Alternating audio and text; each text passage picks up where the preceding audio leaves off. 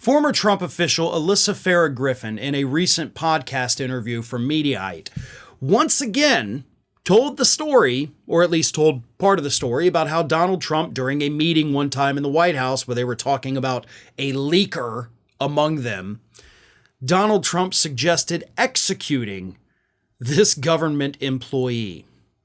Now, this is not the first time Alyssa Farrah Griffin has told this story. This is not the second or third time she's told this story. She's made it very clear in the last year or so that Donald Trump definitely wanted to kill somebody while he was president of the United States, possibly more than one somebody, because they were leaking stories to the press that Donald Trump simply didn't like.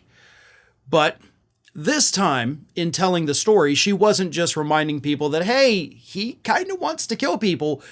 She was also telling the story about how the disgusting sycophants all around him, like Mike Pence and Bill Barr, still support him, even though they know that this is what he does. So here's what Farrah Griffin had to say. Mike Pence declined to endorse Trump, but then you have people like Nikki Haley and Bill Barr who are either endorsing him or saying that they would probably vote for him despite being very critical. And there is a difference between saying you disagree with some of his policies and saying this person is fundamentally unfit for office, but I might vote for him.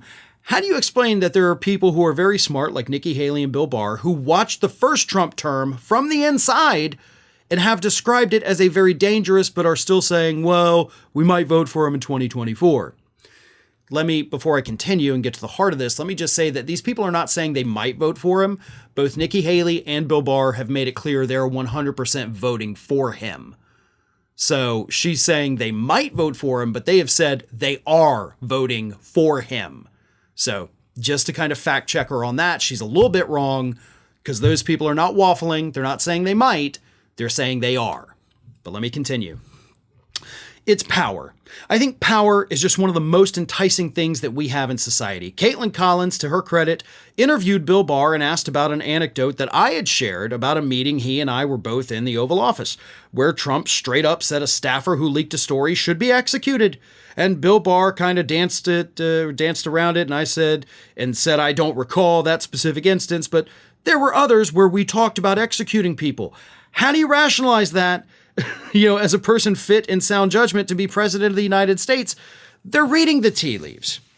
They know there's a very real chance he's going to be president again, and there's not a lot of glory or victory in being right, but being on the wrong side of Trump, I think that's ultimately what it comes down to. So even though, she says, you have these people like Nikki Haley and Bill Barr who have been hugely critical of Donald Trump, at least Bill Barr, maybe Nikki Haley, we don't know, have heard Trump say, I want to kill this person. And yet they're still like, well, I guess I'm going to vote for him anyway, because I don't want to be on his bad side. And that's how Trump gets these people. It's the fear of what he could do to them, even though, legally speaking, he really can't do anything to them, but they think he could. The worst he can do right now is send out a mean post on Truth Social, which nobody sees anyway.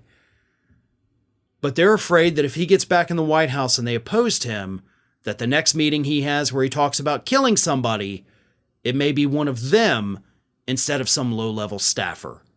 And that kind of fear is what's causing all of these Trump haters to support him anyway.